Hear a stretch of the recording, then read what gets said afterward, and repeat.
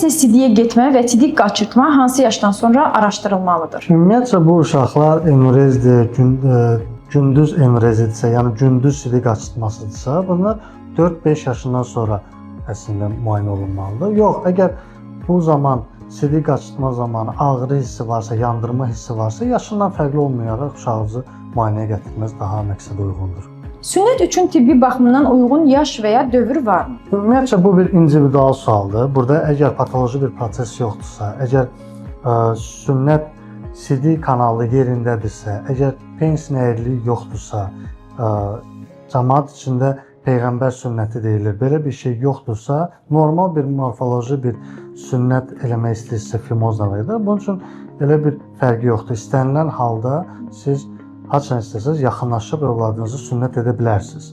Lakin buna dediyim kimi, əgər problem yoxdursa, yəni patologiya aşkar edilməyibsə, problem yoxdur. Haçan istəsəz hər birinci günündən düz 60 yaşına qədər sünnət eləmək olur.